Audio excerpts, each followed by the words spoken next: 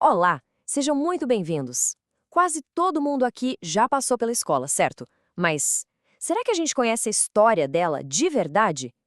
Pois é, essa instituição que moldou tanto da nossa vida tem uma origem e uma evolução cheias de surpresas. Então se preparem, porque a gente vai olhar para a escola de um jeito que talvez nunca tenham olhado antes. E para começar, já vamos com uma ironia daquelas. A palavra escola vem lá do grego skolé. E sabe o que significava? Lazer, tempo livre, descanso. É isso mesmo. Era aquele tempo que não era dedicado ao trabalho, mas sim à reflexão, ao pensamento, ao diálogo. Um contraste gigantesco com a correria que a gente associa à escola hoje, não é? Nessa nossa jornada, a gente vai passar por 5 momentos principais. Vamos começar lá nas origens, na Grécia e em Roma, depois pulamos para a Idade Média, aí a gente vê o nascimento da escola moderna, como ela se transformou, e no final vamos parar para pensar um pouco sobre qual é, afinal, o papel da escola. Nossa primeira parada, a antiguidade. E aqui, olha, educação não era para todo mundo, não. Longe disso. Era um privilégio de classe, um luxo para poucos, e foi toda desenhada para formar um tipo bem específico de cidadão. E aqui a gente vê um contraste, assim, absurdo entre Esparta e Atenas. De um lado, Esparta. Lá, o Estado tomava conta das crianças aos 7 anos para um treinamento militar brutal. O objetivo era um só, formar o guerreiro perfeito. Ler e escrever? Ah, isso era detalhe, não tinha muita importância. Do outro lado, Atenas, que valorizava a formação do cidadão, do futuro governante. A educação era mais na família, em escolas particulares, e o foco foi mudando de uma cultura de guerra para uma cultura das letras, do debate. E essa citação do Aníbal Ponce, ela resume tudo, né?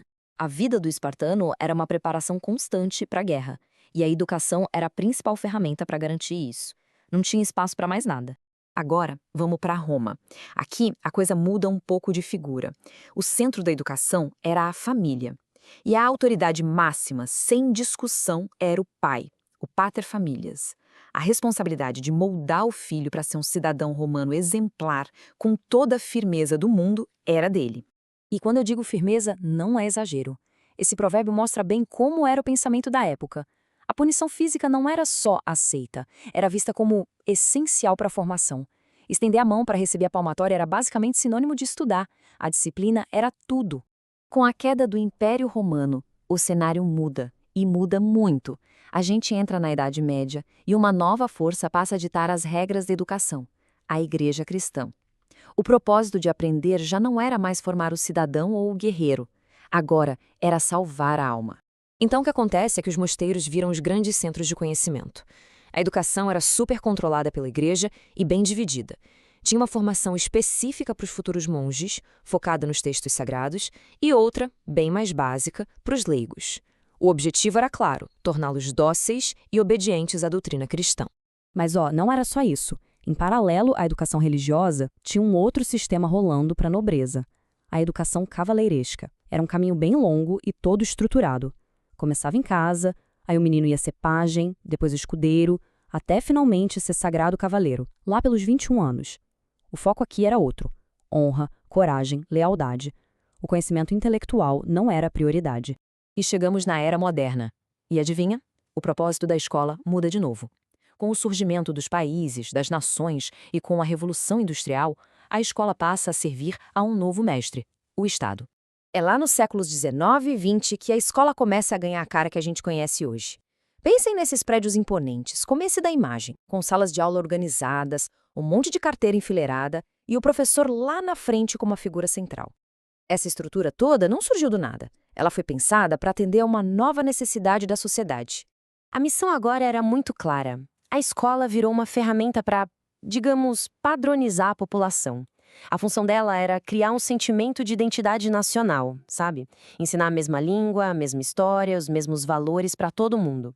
Ela tinha que formar tanto o cidadão leal ao país, quanto o trabalhador disciplinado para as fábricas. E isso nos traz para os dias de hoje. A nossa era, a contemporânea, é marcada por uma crise profunda desse modelo padronizado.